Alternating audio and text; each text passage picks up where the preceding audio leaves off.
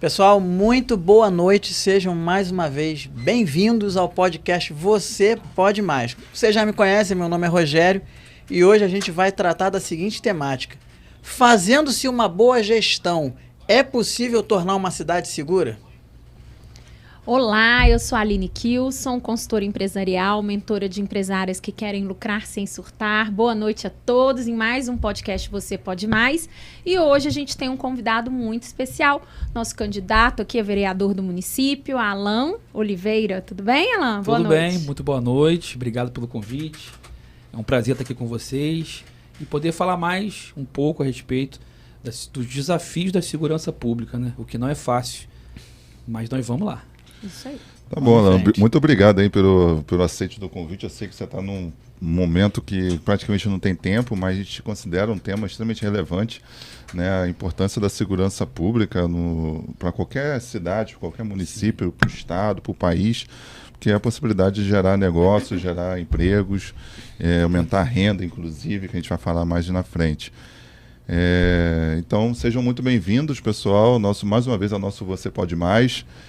Com notícias, informações do mundo, do Brasil, que a gente traz para vocês semanalmente, além de outras informações e os convidados que a gente pretende trazer todas as semanas para você. Mais uma vez, informamos que nossa mídia oficial é o LinkedIn, assim como o YouTube. Se tiver perguntas para fazer a qualquer membro da mesa, e principalmente ao nosso convidado, utilize as mídias sociais como o LinkedIn e o YouTube, que o Rogério está aqui e ele vai selecionar as perguntas para a gente responder na hora. Exatamente. E esse final de semana, infelizmente, a gente teve uma notícia assim que foi impactante para o Brasil todo, né? Foi a perda inestimável aí do maior comunicador do Brasil, né? O Silvio Santos. Foi uma perda assim, inestimável. E uma frasezinha que eu queria deixar aqui, né, para quem está assistindo a gente, uma frase dele, do Silvio Santos, que ele fala que é o seguinte: quem gosta de ganhar dinheiro, né? Todo mundo acha que gosta de ganhar, né? Se você... Ah, não? Sim, com certeza. Ah, então tá. Então, se você quer ganhar dinheiro, é 10% de inspiração e 90% transpiração. Ou seja, é tudo pelo nosso esforço, pela nossa força de vontade. Então não esqueça dessa frase, não. Vai lá, Vitor, contigo bom, agora. Tá vermelhinho você, né? Passou o dia todo treinando isso. Bem criativo. Eu já imitava o Silvio Santos antigamente. Já imitava? Já. Eu tento imitar, mas não faço nem ideia de como começa. É uma perda muito grande, né? Também, além de um grande comunicador, empresário, uma história muito bonita, né? Verdade. Que começou de baixo e chegou onde chegou. Também tricolor e carioca, né? Então... Só errou no tricolor, né? Mas tudo bem. É da Lapa e é tricolor. Ele é tricolor de coração e tem um carinho muito grande pelo Corinthians. Uma vez que ele passou a maior parte da vida dele em São Paulo. Bem, então, sem mais delongas, vamos começar pela semana passada, né? Vamos lá. Em vez de começar pelo começo, vamos começar pelo que passou. Então, na semana passada, nós pedimos para acompanhar aí pelo menos 3 grandes indicadores que teríamos ao longo da semana, e eu trago para vocês os resultados. Dia 13/8 saiu a pesquisa mensal de serviços de junho no Brasil, e onde mostrou que o volume de serviços apresentou uma alta de 1,7 no mês. Dia 14/8, a pesquisa mensal do comércio de junho, no Brasil também, mostrou um crescimento de 0,4% do varejo no Brasil. O índice da inflação ao consumidor CPI de julho dos Estados Unidos subiu 0,2%, que representa então um recuo de 3,3% para 3,2% em 12 meses. A gente vai ver muita gente falar assim, 12 meses no Reino Unido, nos Estados Unidos. Mais uma vez, eu volto a repetir, né? A gente vai mudar o nosso modelo de acompanhamento, né, no Brasil a partir do ano que vem, e deixará de ser no ano e passará a ser de 12 meses em diante. Entendi. Tá? No Brasil a gente ouve falar, está acumulado no ano de 3%. A gente costuma ver falar assim no Brasil, né? Ou seja, de janeiro até hoje está acumulado 3%. A gente vai deixar de ouvir falar isso. A gente vai falar de acumulado julho em 12 meses, a né? julho. Entendeu? Também o índice de inflação ao consumidor CPI de julho no Reino Unido, onde houve uma deflação. Você sabe o que é deflação, né? Sim. Inflação subiu. Inflação subiu, deflação desceu. Então, no acumulado de 12 meses diminuiu de 3,5% para 3,3%. Isso mostra que isso é uma característica que está acontecendo na zona do euro como um todo. Apesar do Reino Unido não estar na zona do euro, está mostrando que na Europa a inflação começa a ter sinais de controle. Sim. Né? E o PIB do segundo trimestre do Reino Unido cresceu 0,6%. Bem, diante de todas essas informações, na minha visão, o índice de preço ao consumidor deve continuar em alta no Brasil, não só pela influência do aumento da inflação no atacado, como a gente viu mais acima, mas também pela inflação dos serviços. Isso a gente não consegue ter controle há muito tempo, né? Que deve permanecer elevada e representa 35% do IPCA. Ou seja, o preço dos serviços, a inflação dos serviços, representa 35% do índice de preço ao consumidor amplo, que é a prévia da inflação. Sim. Então, eu acredito que o IPCA terminará 2024 por volta de 4,9%. E para 2025, se não houver nenhum sossego à vista, como a gente não está vendo, a inflação deve encerrar o ano em 5,1%. Assim, o PIB brasileiro deve ter um avanço de 1,2% no segundo trimestre, que ainda não foi apresentado, mas deve ter, pelo que a gente está acompanhando, deve ser por volta de 1,2% no segundo trimestre, e uma taxa de crescimento que é uma taxa de crescimento considerada forte para o país, né? Uma vez que a gente cresce em torno de 1%, 2%, 3%, quando muito. Já na segunda metade do ano, espero uma desaceleração da economia, pois o impulso dos gastos públicos tende a perder força. Assim, o que acontece? No começo do ano, né, os gastos públicos, a gente está aí, a gente tem um gestor público e se empenha muito dinheiro no começo do ano. Pagamento de aposentadorias, precatórios, gastos em geral, libera verbas para várias áreas. Isso movimenta muito a economia no primeiro semestre. No segundo semestre tende a cair um pouco. Já pisa no freio. Já pisa no freio, está final do ano e tudo mais. Tem pagamento de 13º e outras coisas. Tudo vai acontecendo e isso acaba o segundo semestre sendo sempre pior do que o primeiro. Então, o saldo entre o primeiro semestre, que está sendo forte, para um segundo semestre que deve ser mais moderado a fraco, eu acredito que o PIB deve ficar em 1,9% no 2024, que é uma posição pessimista diante dos indicadores que eu acompanhei no mercado. O mercado está falando acima de 2%. Eu não acho que chega acima de 2%. Por que eu não acho? Porque o mercado está deixando de avaliar cenários externos, né?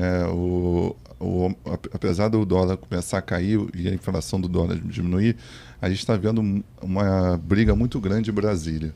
E isso tende a piorar as contas públicas, e uma vez piorando as contas públicas, tende a dificultar os investimentos no país. Entendi. Aí é complicado mesmo. Bom, agora vamos aqui a terça-feira, né? Falar aqui de terça-feira. Mercado de luxo, mercado imobiliário de luxo tá em alta, né? Se a renda é alta, a demanda também.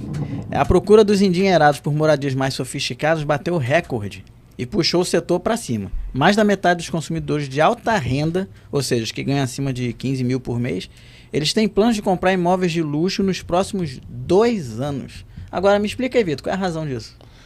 Existem vários fatores, né? De fato, existe uma condição o mercado hoje está tendo um maior aumento de salário médio, né? E essas pessoas que têm um poder aquisitivo maior percebeu que a mudança para uma qualidade de vida melhor é um dos objetivos. E o outro é a geração Z, né? A geração Z tem visto a possibilidade de adquirir imóveis na baixa e que ao longo do tempo esses imóveis tendem a valorizar, e já que eles estão numa fase ainda de construir patrimônio, essa seria uma importante fonte de renda para o futuro dessa geração. Eles enxergam nisso uma oportunidade de investir, né? Isso. Entendi. Bom, agora tem um porém, né? Sempre tem um mais, né? Com a regulamentação da reforma tributária, né, que voltou a ser analisada na Câmara, o imposto sobre compra e venda de propriedades pode chegar a 25% e impactar os resultados. Aí complica, né? Então, quem tiver... Eu até falei de geração Z, mas está mais para os milênios que tem mais essa visão, que é a nossa visão, né? Que é o pessoal de 25 a 34 anos que tem mais essa visão. Então, até uma coisa que eu tenho dito, né? É importante hoje, se você tem algum desejo de adquirir imóveis, que faça logo.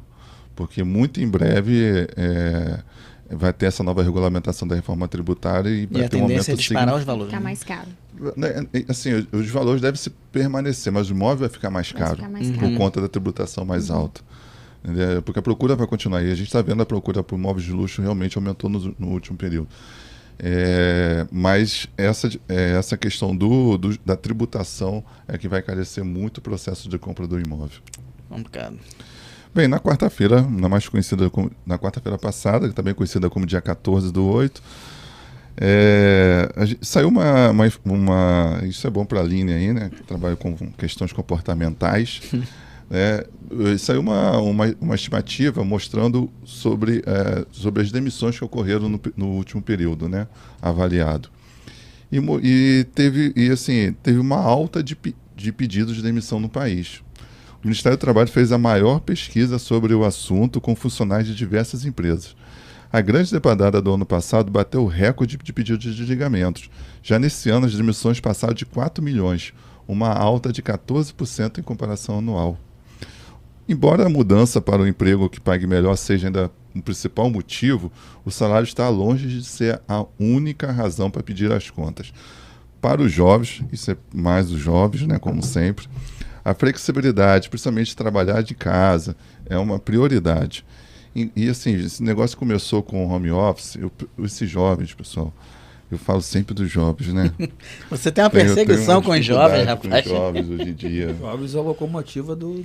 É o nosso futuro. É o nosso futuro, poxa, o futuro do país. É o nosso futuro. É quem vai né? garantir a sua aposentadoria. Não vai, não. Se eu depender desse jovem para cada aposentadoria, eu já estou trabalhando nela desde hoje. Mas os jovens, sempre eles, buscam o home office, né, o trabalho, flexibilidade, tudo mais. Mas a gente até falou isso no nosso primeiro episódio aqui, né, que a flexibilidade nem sempre é tão positiva. E os jovens botaram na cabeça que querem trabalhar de casa. Eles acham que é muito fácil, vou para a academia com fone de ouvido e vou trabalhando. E aí, com isso, a produtividade tem caído enormemente dentro das empresas. A gente vai ver até que teve uma pesquisa também sobre questão de flexibilidade, que essa eu até acho interessante, mas os jovens têm que botar na cabeça que isso está com os dias contados. Grandes empresas estão acabando com home office. O Brasil, como sempre, sempre larga por último. Quando o mundo já está acabando com home office, o Brasil ainda está caminhando, gateando ainda com home office. Eles procuram, né, sempre o maior equilíbrio entre a vida pessoal e profissional, a soma do mercado mais aquecido, que permite uma oferta maior. E aí também um ponto interessante, que saíram os resultados da versão brasileira para implementar uma semana de 4 dias úteis nas empresas. O governo, né, ele selecionou diversas empresas no Brasil durante um período. Isso aconteceu já há alguns meses atrás. Tem vários meses atrás, aliás, selecionaram algumas empresas que essas empresas se dispôs a diminuir a jornada de trabalho de 5 dias úteis da semana para 4 dias. E aí saíram os resultados oficiais dessa pesquisa. Então, acabou que ele sextou, né? Agora virou quintou. Quintou. Durante os 6 meses do programa piloto, 8 em cada 10 líderes das companhias disseram que a produtividade e o bem-estar dos funcionários aumentaram. A experiência foi considerada bem-sucedida, já que 19 das 21 semanas das empresas né? que participaram, seguiram com a redução da jornada, seguiram com a redução da jornada de trabalho. Isso, eu acompanhei também essa pesquisa acontecendo no Reino Unido. Também tem um ponto que é importante destacar. Da mesma forma como reduzir a jornada de trabalho, também reduziu o salário, tá? Sim, menos horas trabalhadas, né? O pessoal ganha 20% por hora, a né? menos, né? E assim, por empresário... Os países desenvolvidos trabalham ganhando por hora, né? Se trabalhou, ganhou. Não trabalhou, não trabalhou, não ganhou. E assim, diferente da do ponto de nossa vista política, empresarial, né? isso pra gente praticamente não muda nada. Então, assim, eu preciso dos 5 dias ou 6 dias de trabalho. Então, se eu estou com um colaborador trabalhando só 4 dias, eu vou contratar outro colaborador para ficar ali. Não tem problema nenhum. Mas é possível na política trabalhista desses países, né? No nosso nesse aspecto até dá, até porque eu posso isso aqui. O que as pessoas precisam entender é que ela não tem condições de ganhar a mesma coisa que de uma pessoa que trabalha 40 horas. Claro. Então, se tiver todo mundo na mesma página, jogando o mesmo jogo, eu sou trabalhador, eu quero trabalhar só 4 dias na semana, então vou ganhar menos, tá tudo bem para mim? Eu sou empresário, eu vou pagar 4 dias, mas vou pagar menos porque eu vou precisar botar mais gente, tá tudo bem para mim? Tá ótimo, se tá todo mundo na mesma página, tá ótimo, funciona muito bem. Muito bom. Quinta-feira passada, dia 15, tá? Você come fora, Aline? Sim. Uhum. Você come fora, Vitor? Eu como fora, mas sou muito pão duro. Eu sempre compro aquele PFzão, já tem os locais certos onde meu ticket dá. Então eu tenho que sobrar sempre R$1 ou R$2 no meu ticket ali por dia, para que no final de semana eu possa usar com a namorada. Eu não tenho ticket, eu gosto de comer fora, mas confesso que a gente reduziu as idas a restaurantes. Pois é. Por falando em redução, né? O almoço está cada vez mais salgado hoje em dia. Nunca na história do nosso país comer fora de casa esteve tão caro quanto agora. Só para vocês terem ideia, uma refeição completa, né? O prato principal, bebida, sobremesa e o cafezinho, que não pode faltar. Não pode faltar. Tá saindo na maioria das vezes aí por R$ 51,61 na média. Mas é isso mesmo. Né? Isso, fazendo a soma, você vai gastar em torno de mais de R$1.000 por mês. Mais de R$1.000 por mês. Agora fala para mim aí, Vitor, por que isso importa pra gente? É importante porque pesa no orçamento de qualquer família. A gente está falando de praticamente um salário mínimo só para se alimentar fora, só para um almoço, para uma refeição. Para um membro da família. Para um membro, para uma refeição do dia. A gente tem que falar que tem café da manhã ainda, Exatamente. Tem a janta, tem lanche. Você está falando do almoço. Sim. Então, assim, a importância é que isso pesa no orçamento de qualquer família. Então, a importância de encontrar fontes alternativas. E a gente está falando de uma refeição atípica, né? Não é a refeição que todos nós comemos todo dia. Eu, por exemplo, como tenho o costume de não beber, então eu só como prato mesmo. E eu vou beber água quando chegar no escritório. Não é todo mundo que faz isso. Porque não faz sentido você pagar por uma refeição eu pago em torno disso, R$25, por aí R$22 no PF, para ir pagar R$6 numa latinha de refrigerante. É doído. A correlação é injusta, não faz sentido. Então eu prefiro, até porque faz bem não comer bebendo, não cria o bolo alimentar, isso é importante para a saúde, e eu deixo para beber no hotel, água. O refrigerante estava R$10. Oi? Uhum. Não faz sentido pagar isso no restaurante. E eu sei também que é de onde eles tiram os lucros. Sim. Exatamente. E um dado importante é que nos últimos 5 anos, o salário mínimo ele aumentou 41%. E o preço de uma refeição completa fora de casa aumentou 49%. Não acompanhou exatamente. A variação do salário. E assim, entre os brasileiros formais no país, 56% recebem um auxílio refeição. Ou seja, mais da metade do pessoal que trabalha formalmente recebe o VR da vida, o ticket de refeição. Só que, em média, o VR brasileiro dura no máximo 11 dias. É o meu caso. O meu não, o meu dura bastante. Mas às vezes chega no final do mês, tá sobrando, dá até para comprar um japonês. Tem que aprender contigo. Tem que aprender comigo. É o PF sem água. O PF sem água. Procura os lugares que tem PF, que você vai conseguir economizar. E tem tudo ali que você precisa. Tem a proteína, o carboidrato, saladinha. É o que você precisa. Precisa mais do que isso. Também é cultura. Mas ele está economizando para investir em mais um imóvel, porque vai aumentar o preço. Está economizando desde já. Economizar de todos os lugares. Se eu não preciso, se o que eu preciso tem ali o suficiente para mim. Muito bom. E deixo para comer na hora certa que eu vou gastar. Né? Muito bom. Uma vez eu falei isso, né? Sobre o aumento. Eu dei uma entrevista num desses canais abertos.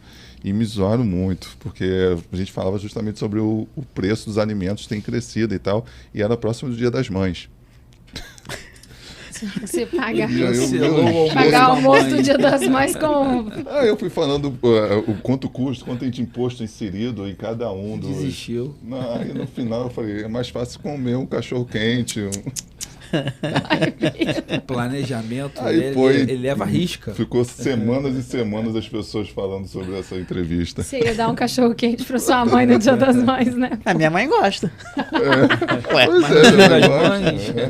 Mas no Dia das Mães, né? Sua mãe fez tudo para você. Então, na sexta-feira, dia 16/8, eu trouxe essa informação e eu queria até fazer alguns adendos sobre ela. Saiu informação sobre que o Brasil não cumpriu as metas e piorou a educação das suas crianças, né? Mais uma vez, o Brasil está longe de alcançar as metas colocadas para a situação da educação do país. O desafio continua sendo a aprendizagem, já que os alunos estão aprendendo menos do que deveriam, principalmente matemática e português. Os resultados melhoraram de um ano para o outro, mas os nossos estudantes estão longe de ter uma performance como dos países considerados de primeiro mundo ou antes da pandemia. Não dá nem para comparar, não. Alunos da 6ª ao 9º ano do ensino médio e o fundamental ficaram abaixo das metas do país. Já os estudantes do 1º ao 5º ano atingiram até que atingiu a expectativa do país, que a nossa expectativa é lá embaixo. Se for comparar lá fora, esquece. Esse índice para mim é antigo, tá, Vitor? Eu acompanho muitas empresas, acompanho, né, seus funcionários aí, e principalmente os mais jovens, eles estão com muita dificuldade para escrever. Para fazer para escrever um português minimamente correto. Então, problemas de concordância. Português é uma língua difícil, ok. Mas, assim, beira quase um analfabetismo, sabe? É bem complicado. Eu digo isso por ter vivido muitos anos dentro do meio acadêmico. E eu, como docente, né? Eu fui professor de várias universidades no país todo. E eu não gostava de dar aula para graduação. Eu só dei aula para graduação 2 vezes. Uma porque eu fui obrigado, a outra porque eu comecei para ajudar uma turma que precisava se formar e aí acabei ficando lá, que a diretoria gostou, porque o meu negócio sempre foi pós-graduação. E eu notava que as pessoas tinham dificuldade de interpretar texto. Sim. Muita dificuldade.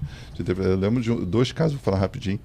Uma é a árvore de Natal, que a gente ouve falar tanto de offshore, né, que são os equipamentos submarinos. Teve um aluno dentro da nossa região que desenhou uma árvore de Natal como sendo a árvore de Natal de fato. Na verdade, o tema era sobre períodos sazonais. Era alguma coisa sobre período sazonal. E aí ele falou que a Petrobras tinha muita dificuldade na época do Natal. Quando eu comecei a ler isso, eu falei, não vai terminar desse jeito, não. Ele não vai terminar essa questão desse jeito. Terminou. Quando a demanda por árvore de Natal aumenta. Caraca. Mas, Vitor, eu vou falar, eu sou mineira, sou de Belo Horizonte. Quando eu cheguei aqui, trabalhando com hotelaria, eu fui visitar algumas empresas. Eu lembro que eu fui na NOV, e aí eu perguntei para a recepcionista, né?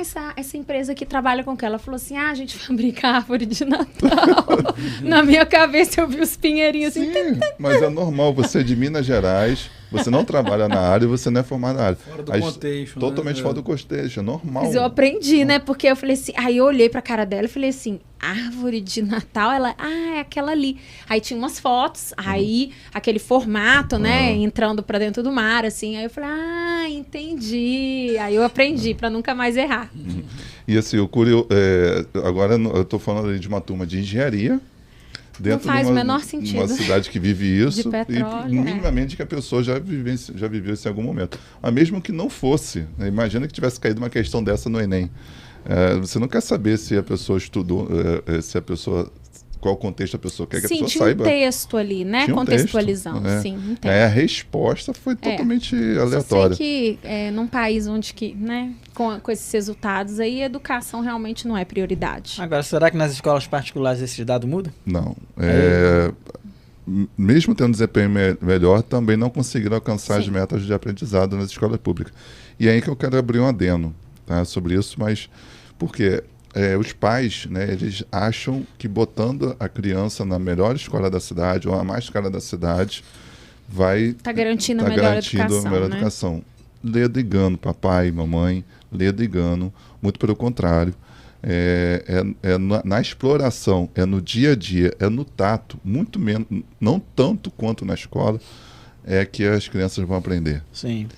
A escola, hoje em dia, principalmente essas de fama, populares, caras, que tem outdoors espalhados na cidade toda, essas se tornaram simplesmente uma vitrine para aprovação em concurso, para fazer outras crianças entrar. Então, eles doutrinam os seus alunos a passarem em concurso.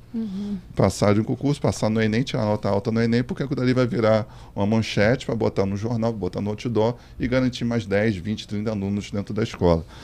Mas não está preparando nada esses alunos. E o importante disso, de não estar preparando para o dia a dia, são alguns resultados dessa pesquisa.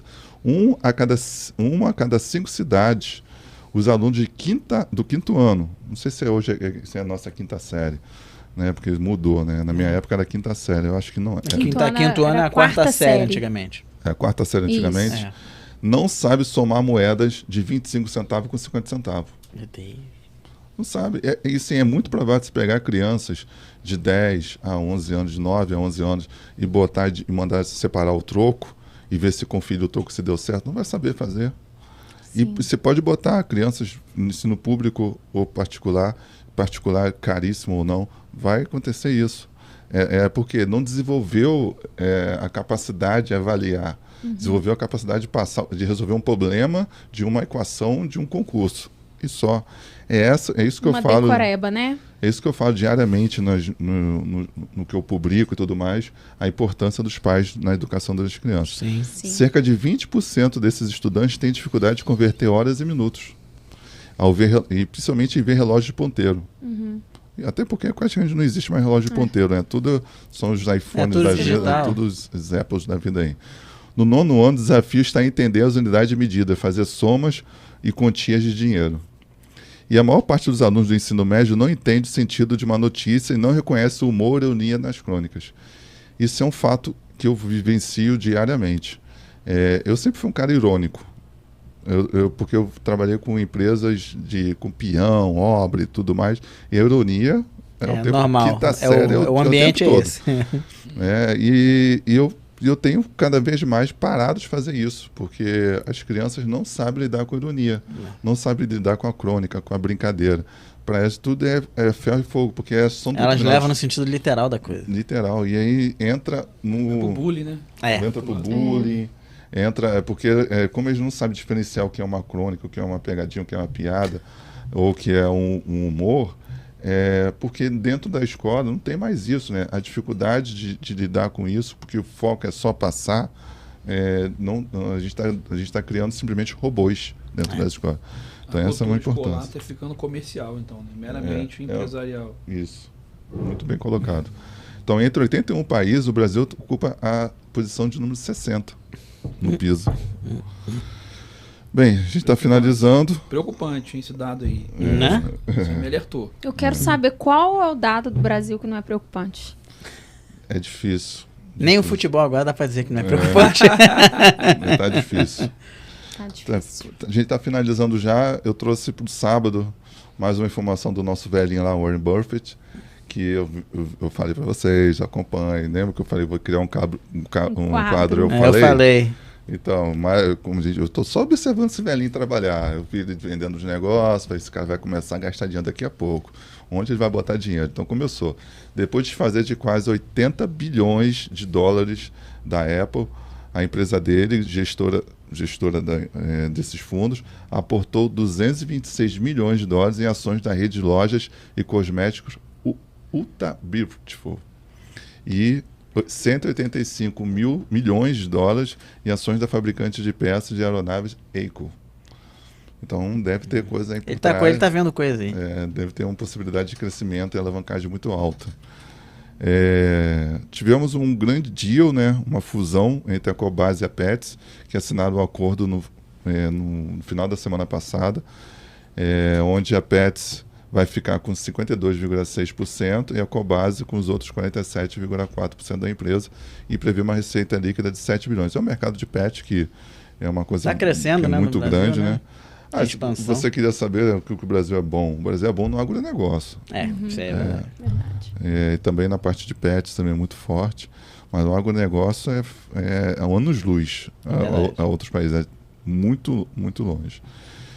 Bem, deixei reservado a segunda-feira para a gente falar um pouquinho mais. Então, está acompanhando Brasília, já que você é candidato? Rapaz, sinceramente, eu estou focado no momento no município. Por conta as informações são muito voláteis. Então, a gente acaba focando um pouco mais local.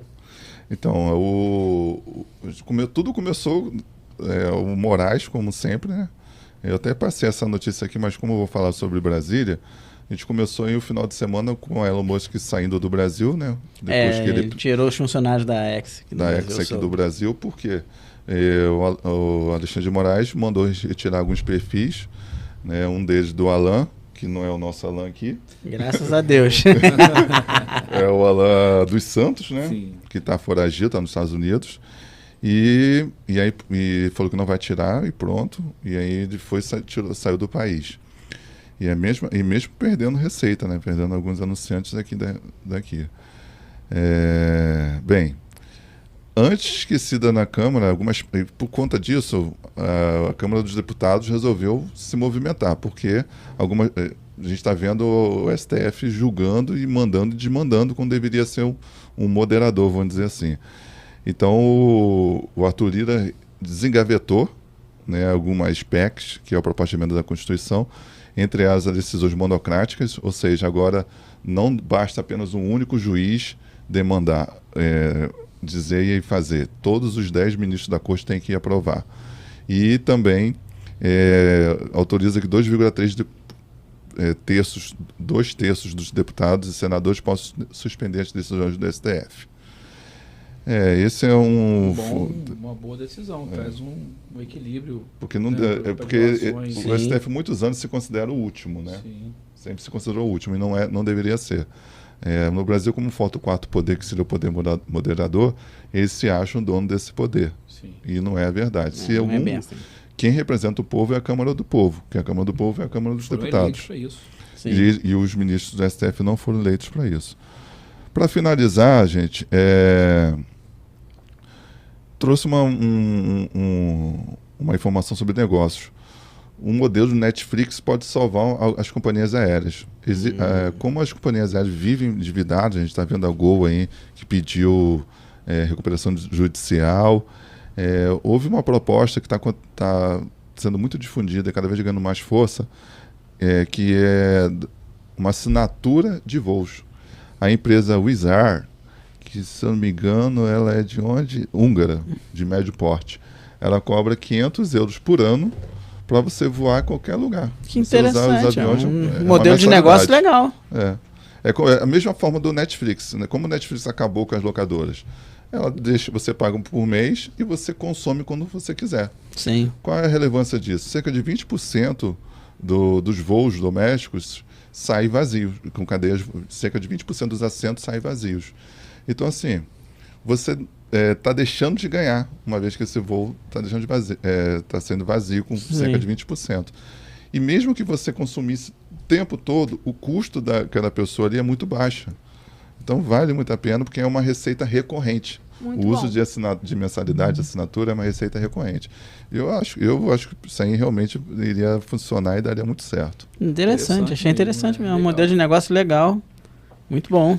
E, inclusive, nessa empresa lá da Húngara, você pode voar para Atenas, Madrid, Paris, quantas vezes quiser por ano. Tá o assento disponível, você tá perto, vai lá, pega e voa. Cara, que maneiro. Muito bom.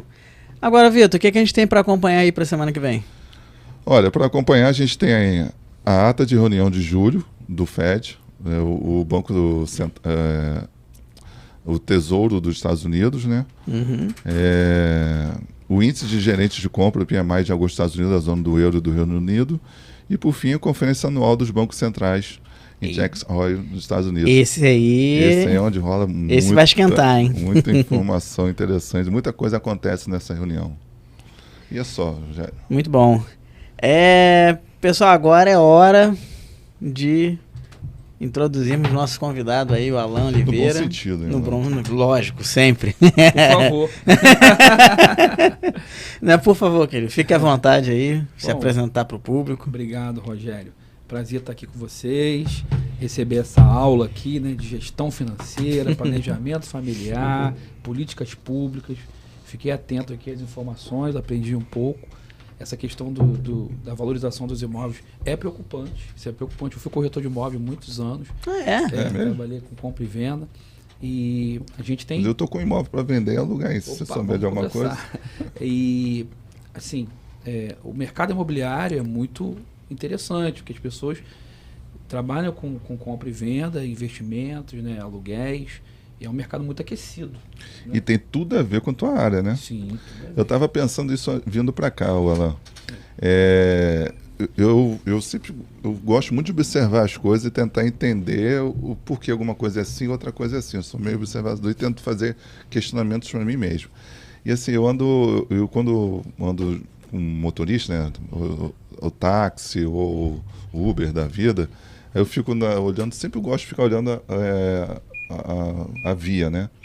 E aí eu fico tentando entender por que certas regiões são diferentes de outras. Por que, por exemplo, lá no Elevado do Juá, ou então no Alto da Boa Vista, que é um morro, Sim. tem mansões caríssimas e talvez um dos metros quadrados mais caros do país. Sim, mansões como a da Angélica do Hulk, que já recebeu o cheque, né?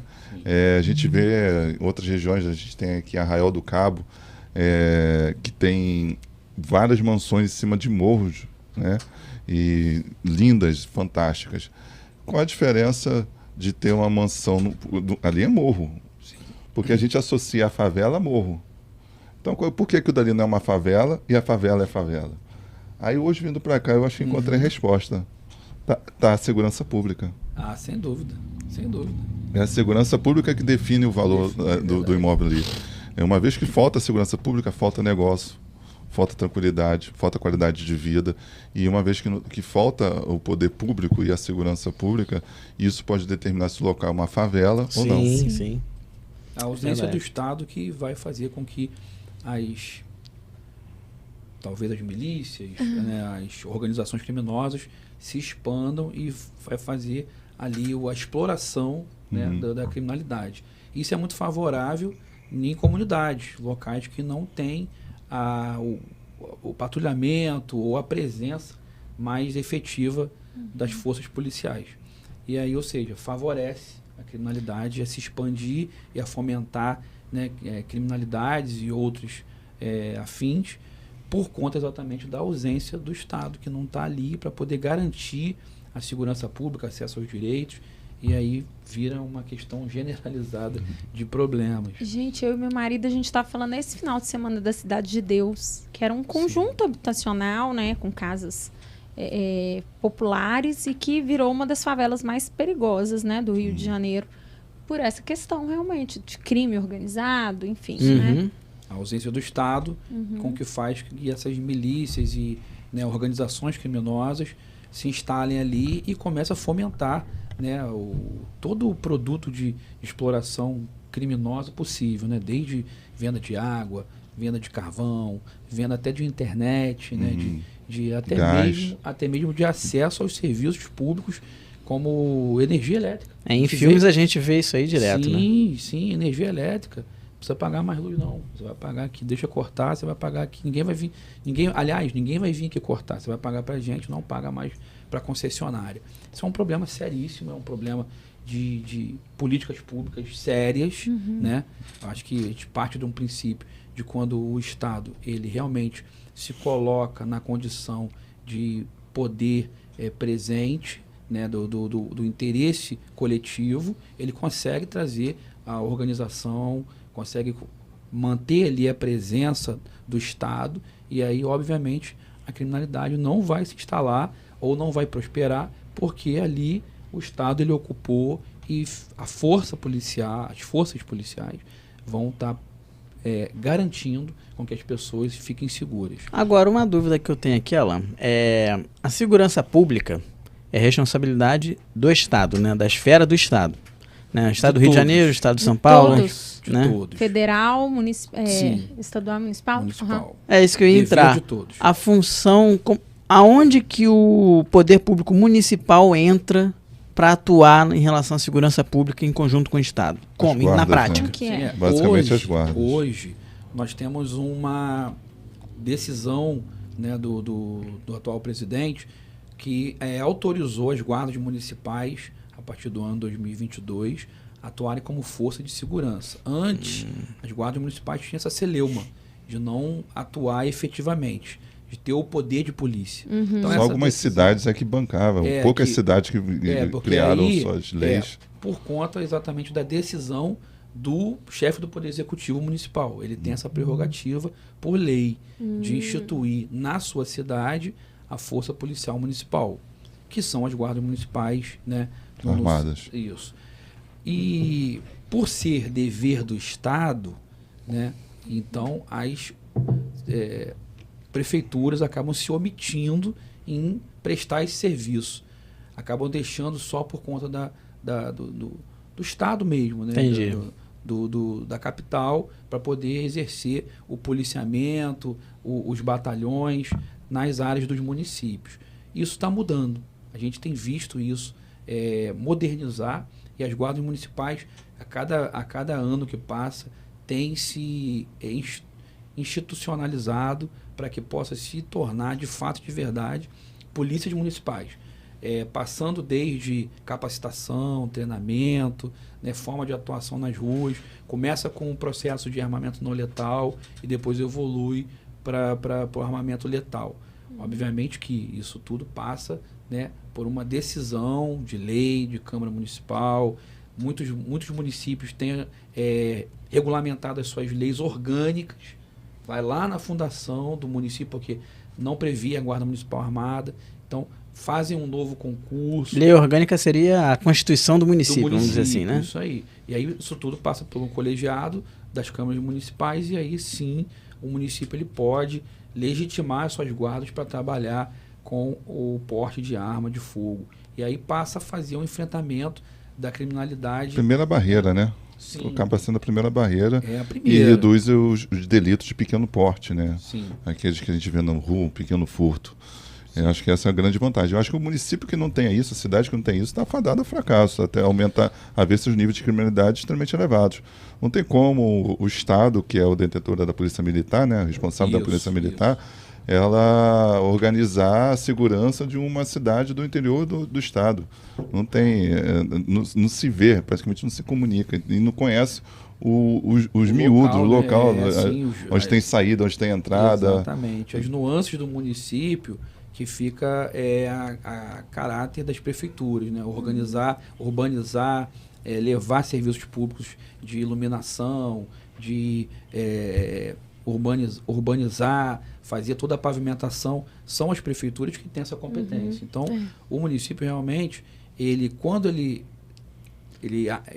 toma para si o papel, essa responsabilidade, cumpre o dever de casa. Exatamente. E aí ele tem realmente uma obrigação, né, uma força a mais para poder somar com as polícias militares, porque o efetivo da polícia militar é muito escasso. A gente vê isso, todo. É natural, e isso não é só no Rio de Janeiro, são todos os estados que têm essa deficiência das polícias. Então, o complemento que o município pode fazer é preparando as suas guardas municipais. E assim, acho que a segurança pública não é só a guarda municipal. Eu estava até pensando aqui agora. O bandido, eu estava pensando isso agora, vendo você falar. Porque assim, uma rua que não está iluminada é a possibilidade de aumentar a criminalidade. Uma falta de saneamento básico, uma falta de... A iluminação faz toda a diferença, evasão escolar. Evasão escolar também. Eu ia falar que também estrada, rua asfaltada, pavimentação, porque o bandido quer que a polícia tenha dificuldade de chegar até ele. Isso. Então, quanto mais dificuldade tiver para acessar ele consegue controlar ali. E uma vez que você, por exemplo, rotas, rota de entrada, rota de saída, uma vez que você tem o controle sobre isso, e deixa de estar na mão do bandido, aumenta a segurança para todo mundo, aumenta a segurança do estado, da cidade como um todo, das pessoas do entorno, e facilita o trabalho do pessoal de frente. Alan, como é que você foi para essa área de segurança? Eu ia fazer essa pergunta, porque começou como corretor, estava esperando a oportunidade. Transmimento de pensação. Porque ele falou agora que foi corretor, né? E quando você veio parar nisso aí, do nada? Eu sou policial militar de carreira. Né?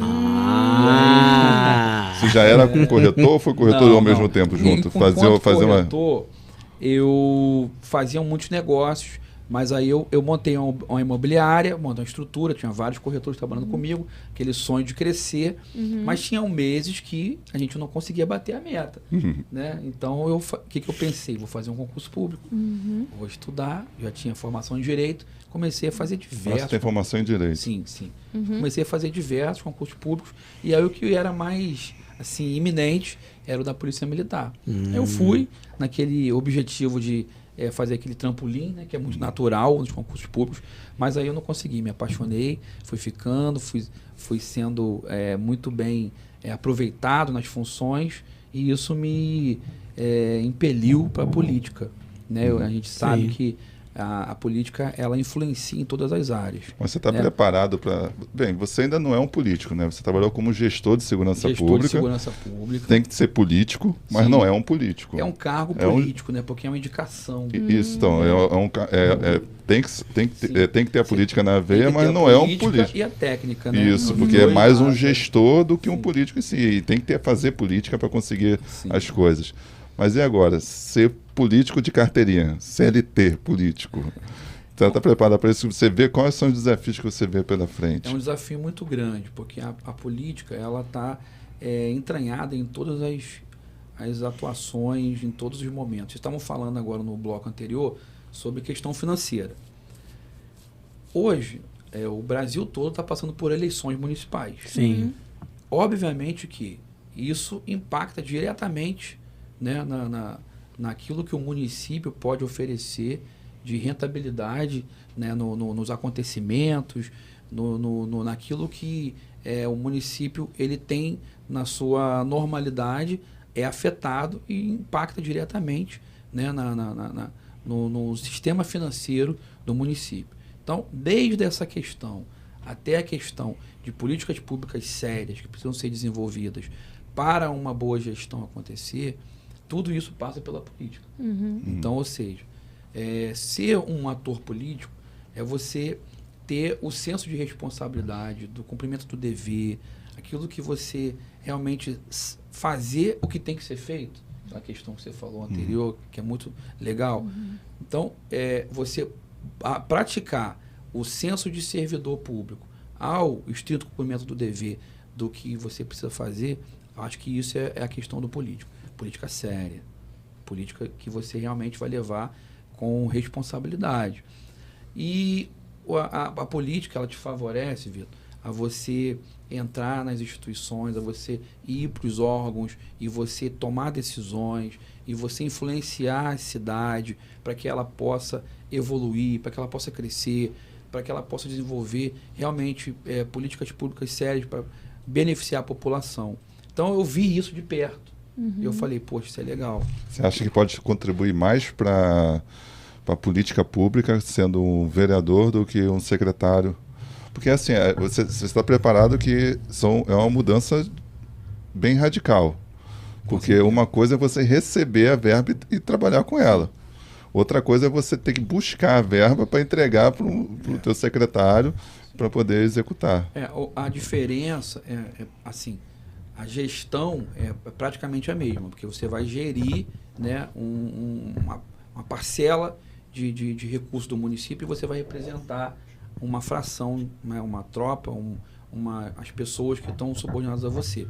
Mas o vereador, ele tem um papel muito interessante, que é criar as leis, fiscalizar também, mas principalmente criar. Então você tem o seu ímpeto, a sua discricionariedade de realmente apontar uma necessidade. O secretário, ele tem essa prerrogativa, mas ele sugere ao vereador. Então, o vereador, ele vê a demanda do município, vê a viabilidade financeira para poder criar algum programa e aí leva a conhecimento do prefeito para poder saber se aquele momento político é importante para aquela proposta.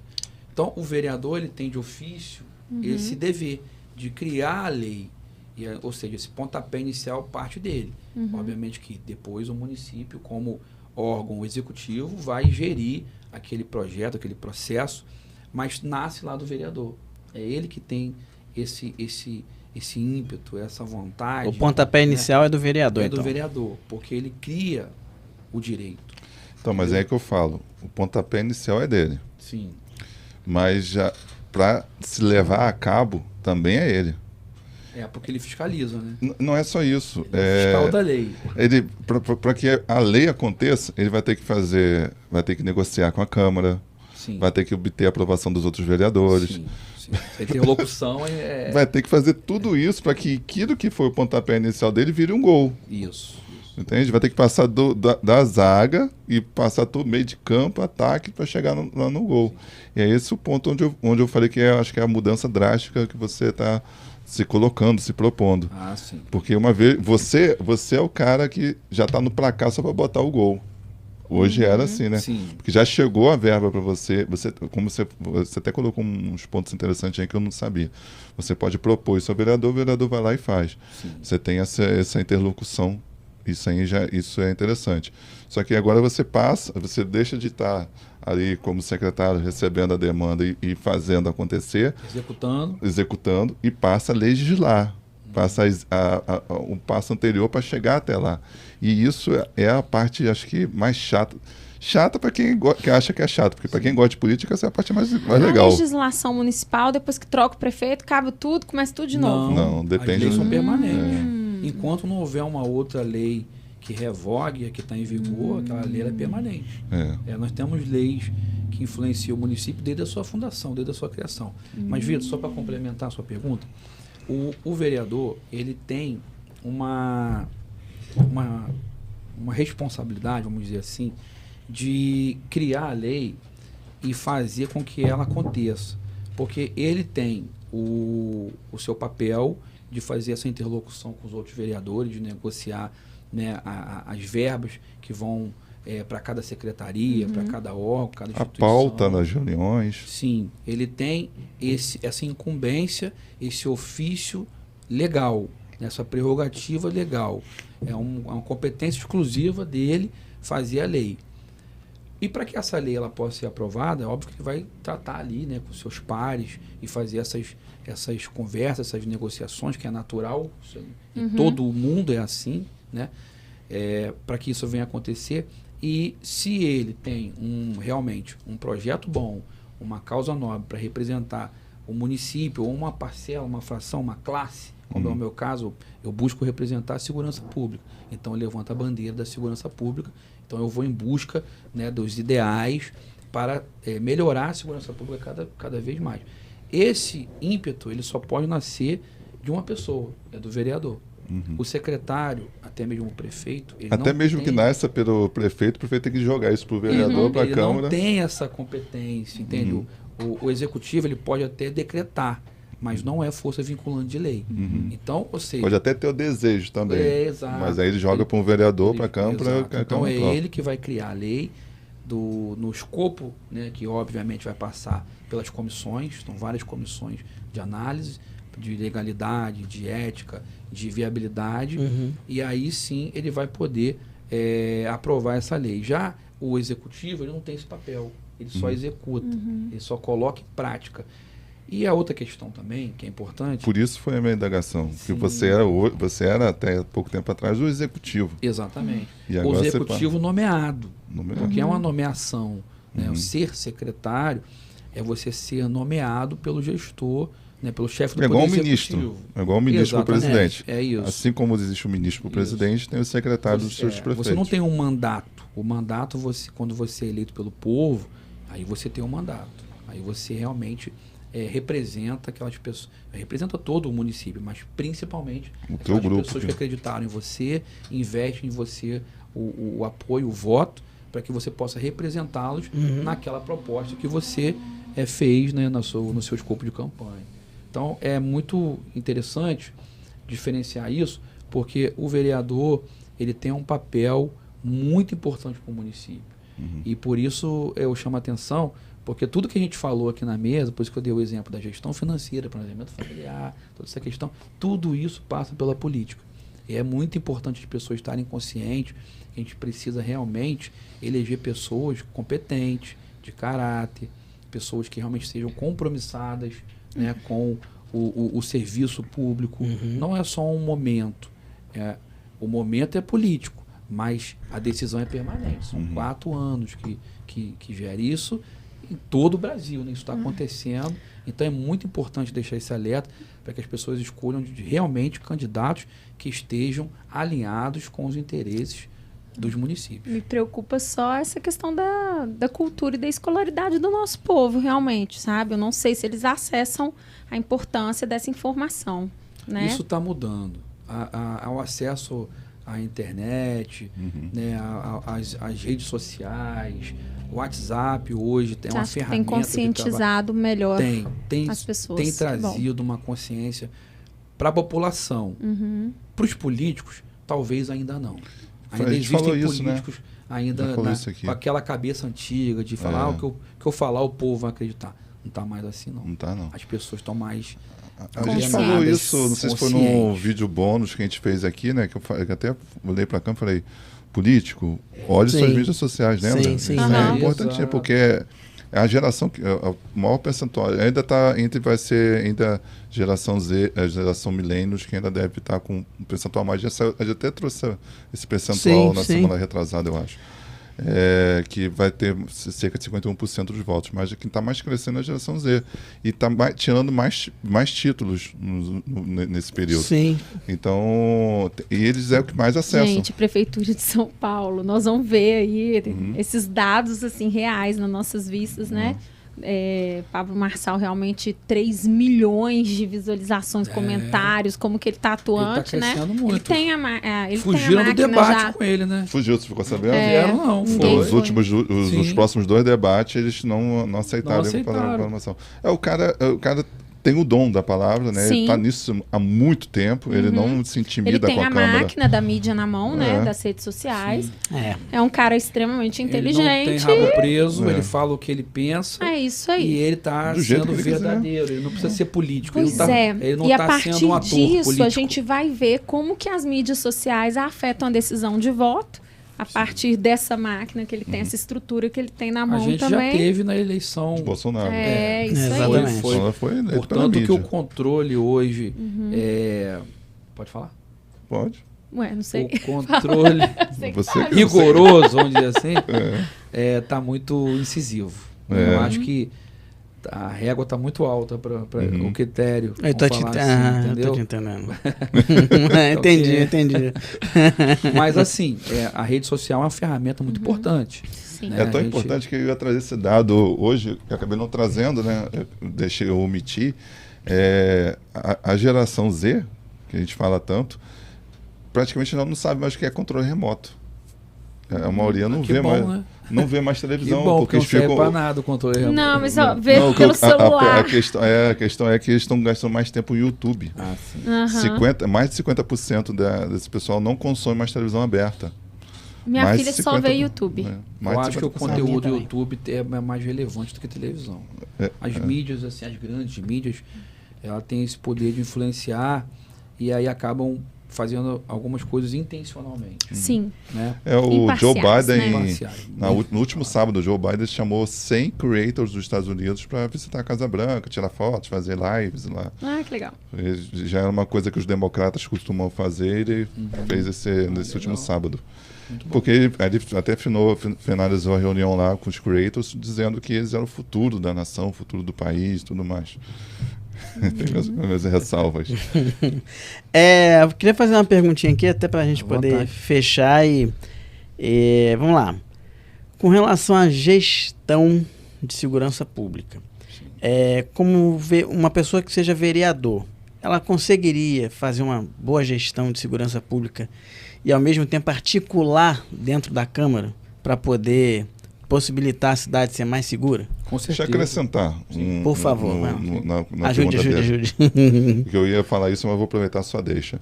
Saiu uma pesquisa recente que a segurança pública é o número 1 para o brasileiro. Mais da metade dos entrevistados colocaram a segurança pública em primeiro lugar, depois saúde e depois educação. Então, isso hoje realmente é um dos pontos mais importantes que os eleitores estão focando. E aí, daria para fazer como que é fazer essa política toda? Essa pesquisa, ela remete muito à questão da diferenciação do poder aquisitivo que as pessoas têm. Quem tem um plano de saúde, por exemplo, ele não conhece a realidade do SUS. E, por outro lado, também as escolas, né, que foi o que você falou, as escolas que cheio de outdoor pela cidade, os pais preferem pagar um ensino supostamente de qualidade para o seu filho, e aí não conhecem também, por outro lado, a realidade das escolas, né, dos municípios, dos estados. Por outro lado, a segurança pública, já mesmo quem tem Afeta a condição todos. abastada, precisa manter a sua segurança. Porque o cara não vai ficar preso, ilhado dentro do condomínio fechado É, dele com exatamente. segurança. Ainda Uma hora que vai ter que sair, ainda né? que ele tenha carro blindado, ainda que ele tenha porte de arma. Mas se ele tem as ruas seguras, vai garantir a vida e o patrimônio. Então tem essa questão. E a questão do que você falou, existem as comissões dentro das câmaras dos vereadores, assim como dos deputados, tem as comissões que cuidam de cada matéria, né? A comissão dos idosos, a comissão da educação, a comissão da saúde e a comissão da segurança pública. Então, ou seja, tudo aquilo que acontece no mundo externo da política, que depende das forças de segurança, da atuação das polícias, na realidade das ruas, os vereadores tomam conhecimento através da comissão, a Comissão de Segurança Pública, e aí pautam reuniões, pautam encontros com os comandantes, com os delegados, com até mesmo as associações de moradores, para poder tomar conhecimento. E tem também tem uma questão muito legal aqui no Rio, que são as comissões de segurança pública do Estado. Eu esqueci o nome agora, eu vou lembrar, que os batalhões, eles permitem que os órgãos, por exemplo, a OAB, né, as associações de moradores, eles participem também dessa comissão. É a Comissão de Segurança Pública do batalhão. Então, os vereadores, têm acesso a essas comissões, têm acesso a esses órgãos, e aí, em conjunto, trabalham, né, para que algumas leis, algumas decisões, algumas destinações de verbas possam favorecer e melhorar a atuação nos municípios. Então, assim, é importante, né, a parte política é muito importante, porque ela vai influenciar. Sim. Né? E até mesmo os programas que os estados eles levam para os municípios também têm a influência dos deputados, que são os detentores das comissões, e dos vereadores, que estão sempre em conversa, né, em reuniões, porque pautam sobre o mesmo assunto. Então, assim, tem a influência, tem a necessidade, e é importante para os municípios, porque parte dali, né, as decisões que vão gerir os municípios. Muito bom. Vitor, vamos deixar o Alan dar as palavras finais primeiro, né? Com certeza, fica à vontade. Né? Pode, fica à vontade. Eu queria divulgar o meu Instagram, para que as pessoas pudessem me seguir, conhecer melhor. Se quiser olhar, olha para essa câmera aqui. Ó. Isso, segue lá. Que eu tô familiarizado de casa. Você que tem desejo em conhecer melhor o trabalho que a gente executou na segurança pública, né, do município, e a gente tem todo o nosso trabalho, todo o nosso legado ali divulgado, segue lá no Alan Oliveira Macaé. @Alan Oliveira Macaé. A gente está também no YouTube, a gente está no TikTok, a gente está no Facebook, estamos em tudo. Só não tem mais Orkut. Orkut não tem mais. Não pode mais. Falar em Orkut. Tá ressuscitando? Tá ressuscitando. Semana retrasada. Semana passada, o fundador do Orkut esteve no Brasil. Foi na quinta-feira passada, se reuniu com algumas pessoas da sociedade aí e tal. Ele falou da possibilidade de ter um Orkut no Brasil novamente. Eita, olha que legal. Rapaz, o brasileiro nem gosta de rede social. Movimentou muito essa notícia. Sabe o que vai ser interessante? A gente olhar aquelas fotos lá de 1990 que a gente postava. Eu não posso ressuscitar meu Orkut, não. As nossas comunidades. As comunidades. Eu tinha o Vitor Sem C. Aí. Porque todo mundo escreve Vitor com C ou sem C. Aí eu tinha uma comunidade. Vitor sem C. Legal. Muito bom. Pessoal, agradecer a presença de todos vocês. Semana que vem tem mais Você Pode Mais. Aguardamos todos vocês. Na próxima segunda já temos tema? Já temos tema, na verdade já temos convidado. O tema a gente não tratou ainda não. O tema, eu já tô aqui elaborando esse tema. Hoje é uma conhecida sua que vai vir semana que vem. Conhecida dela também. Quem? Ana Paula Viana. Ah, maravilha. Legal. Doutora Ana Paula Viana é uma odontopediatra aqui da região e empresária, proprietária de uma clínica de saúde bucal infantil. E o foco dela são crianças especiais, atende outras crianças também, até alguns adultos que cresceram, né? As crianças que cresceram, que continuam. Os adultos que não cresceram, ela não atende não, tipo eu. Ela me contou que se especializou em atender crianças com autismo, principalmente, né? E, nossa, um serviço indispensável aqui, né? Virou Muito uma bom. referência e o tema legal. vai ser exatamente esse, né? Os desafios, oportunidades de gerir uma clínica de odontologia. É uma clínica de saúde como um todo. Né? O que ela tem, as dificuldades que ela tem como empresária, ela não chega a ser uma microempreendedora, mas é como se fosse, né, um micronegócio ali, uma empresa de pequeno porte. Essa dificuldade no meio da saúde é muito importante, que o profissional da saúde não é preparado em nada para lidar com negócios. Para ser um gestor. Para ser um gestor financeiro. E por isso ela estava tendo o seu evento, né? Isso aí. Tava E o lá evento foi bom? Foi de sucesso? Foi sensacional, foi muito bom. Eu vi algumas... Muito bom, muito Quem bom. não foi, perdeu, né? Também não tinha Vai mais ter vaga, outra edição, né? Aline? Mas quem não foi ainda pode ir. Vai ter outra edição? Vai ter próxima edição. Entra lá no Já Aline tem Kilson. previsto? Vitor, parece que vai ser dia 5 de outubro. E a gente Já? vai fazer Pô, uma próximo assim? condição especial, porque é sempre assim, né? Você divulga uma data e as pessoas, eu tenho interesse, mas esse final de semana eu não vou estar aí.